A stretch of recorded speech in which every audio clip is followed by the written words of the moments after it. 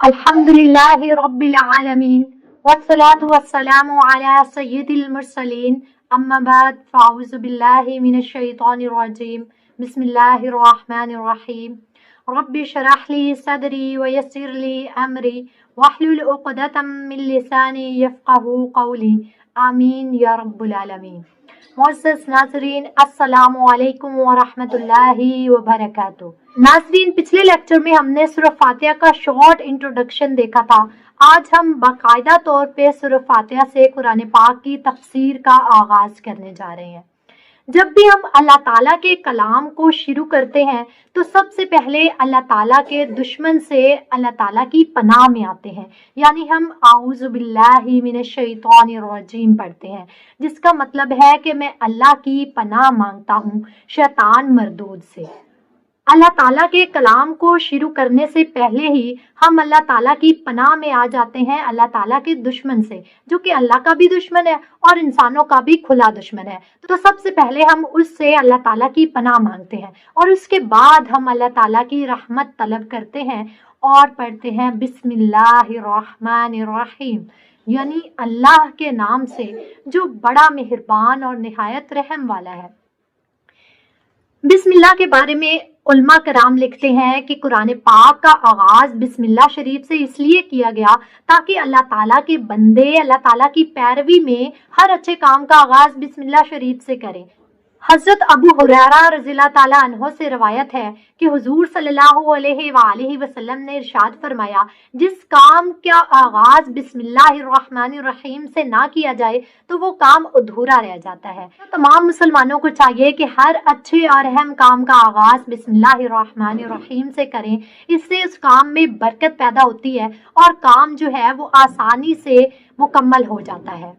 बिस्मिल्लाह में अल्लाह ताला ने अपने दो सिफाती नाम रहमान और रहीम का भी जिक्र किया है। रहमान का मतलब है बहुत ज्यादा रहम करने वाली निहायत मेहरबान जात, और रहीम का मतलब भी है रहम करने वाली जात। इमाम फखरुद्दीन राजी रहमतुल्लाह अलैह फरमाते हैं कि जब अल्लाह ताला ने अपने कलाम की इब्तदा में रहमान और रहीम अपनी ज़ात को फरमाया है तो फिर ये उसकी रहमत से बईद है कि वो रहमत ना फरमाए।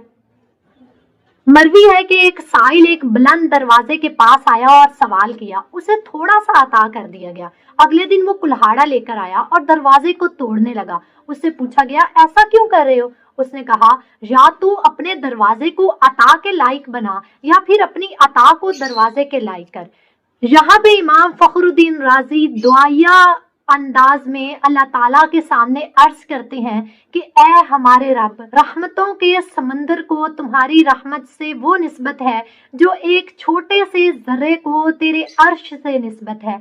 ऐ हमारे रब, हमें अपने रहम से महरूम ना फरमा, आमीन। उलमा कराम ने बिस्मिल्लाहिर्रहमानिर्रहीम से मुतालिक बहुत से शरई मसाइल भी बयान किए हैं। कहाँ पे पढ़नी चाहिए, कहाँ पे नहीं पढ़नी चाहिए, कहाँ पे बुलंद आवाज़ से पढ़नी चाहिए और कहाँ पे आहिस्ता आवाज़ से पढ़नी चाहिए। हर सूरत के शुरू में बिस्मिल्लाहिर्रहमानिर्रहीम पढ़ना सुन्नत है वरना मुस्तहब है। तरावी पढ़ाने वाले को चाहिए कि वो किसी एक सूरत के आगाज़ में बिस्मिल्लाहिर्रहमानिर्रहीम बुलंद आवाज़ से पढ़े ताकि कोई आयत रह ना जाए। सूरह फातिहा की पहली आयत है अल्हम्दुलिल्लाहि रब्बिल आलमीन। अल्हम्दुलिल्लाहि, तमाम तारीफें हैं अल्लाह के लिए, और रब्बिल आलमीन, जो तमाम जहानों का पालने वाला है। अल्हम्दुलिल्लाह यानी सब तारीफें अल्लाह के लिए। मतलब ये है हर तरह की हम्द का मुस्तहक अल्लाह ताला ही है। हर तरह की तारीफ और तौसीफ के लायक ज़ात सिर्फ अल्लाह ताला की है। हम्द के मानी है किसी की ज़ाहिरी खूबियों की बिना पर उसकी तारीफ और तौसीफ बयान करना, और शुक्र की तारीफ ये है कि किसी के एहसानात की बुनियाद पर उसकी हम्द और सना बयान करना। हम चूँकि अल्लाह ताला के एहसानात के पेश नज़र उसकी हम्द करते हैं, इसलिए हमारी हम्द जो है वो शुक्र भी होगी। अहदीस में हम्द बयान करने की बहुत ज़्यादा फजीलत बयान हुई है। हज़रत अनस बिन मालिक रज़ियल्लाहु ताला अन्हो से रिवायत है कि हुज़ूर सल्लल्लाहु अलैहि वसल्लम ने इरशाद फरमाया, अल्लाह ताला अपने बंदे की इस बात से खुश होता है कि जब वो कुछ खाए तो अल्लाह की हम्द करे, और जब वो कुछ पिए تو بھی اللہ تعالیٰ کی حمد بیان کرے۔ ایک اور مقام پر حضرت انس بن مالک روایت کرتے ہیں کہ حضور صلی اللہ علیہ وآلہ وسلم نے ارشاد فرمایا، جب اللہ تعالیٰ اپنے بندے پر کوئی نعمت نازل فرماتا ہے اور وہ اس نعمت کے ملنے پر الحمدللہ کہتا ہے تو اس کی یہ حمد اس نعمت سے بھی زیادہ افضل ہے۔ حمد کے متعلق علماء نے کچھ شرعی مسائل بیان کیے ہیں، جیسے کہ خطبے میں حمد واجب ہے، کھانے کے بعد مستحب ہے، چھینک آنے کے بعد سنت ہے، حرام کام کے بعد حرام ہے، اور اسی طرح کچھ مقامات پر کفر بھی ہے۔ للہ یعنی اللہ کے لیے، اللہ اس ذات عظیم کا عظمت والا نام ہے جو تمام کمال اور خوبیوں کا مالک ہے۔ بعض مفسرین نے اس لفظ کے معنی بھی بیان کیے ہیں، جیسے کہ عبادت کا مستحق ہونا۔ دوسرا معنی ہے وہ ذات جس کی معرفت میں عقلیں حیران ہے۔ ایک اس کا معنی یہ بھی ہے کہ وہ ذات جس کی بارگاہ میں سکون ملتا ہے، اور ایک معنی ہے وہ ذات جس سے مصیبت کے وقت پناہ طلب کی جاتی ہے۔ رب العالمین یعنی سارے جہانوں کا رب۔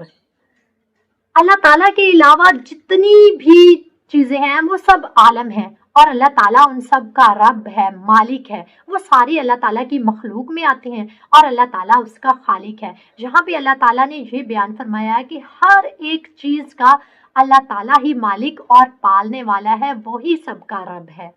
رب کے کئی معنی ہیں، جیسے کہ سید، مالک، معبود، ثابت، اور بتدریج درجہ کمال تک پہنچانے والی ذات۔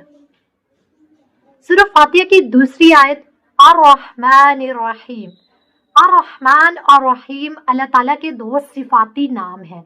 رحمان کا مطلب ہے بہت زیادہ مہربان، نعمت عطا کرنے والی ذات جو بہت زیادہ رحم بھی فرمانے والی ہو، اور رحیم کا مطلب ہے رحم فرمانے والی ذات۔ یہاں پہ یہ بات یاد رکھنے کی ہے کہ حقیقی طور پر نعمت عطا کرنے والی ذات صرف اللہ تعالیٰ کی ہے۔ وہی تنہا ذات ہے جو اپنی رحمت کا، اپنی نعمت کا بدلہ طلب نہیں کرتی۔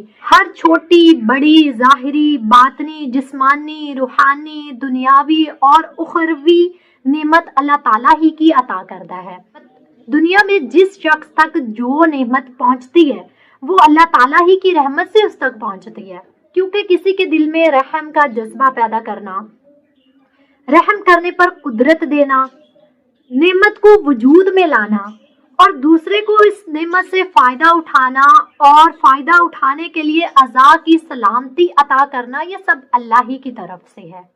یہاں پہ اللہ تعالیٰ نے اپنی صفت رب العالمین بیان کرنے کے فوراً بعد اپنے دو صفاتی نام رحمان اور رحیم بیان کیے ہیں، جس کا مقصد یہ ہے کہ جب انسان اللہ تعالیٰ کی یہ صفت پڑھتا ہے کہ وہ رب العالمین ہے، تمام جہانوں کا رب ہے، تو اس کے دل میں اللہ تعالیٰ کی عظمت کا خوف بیٹھ جاتا ہے۔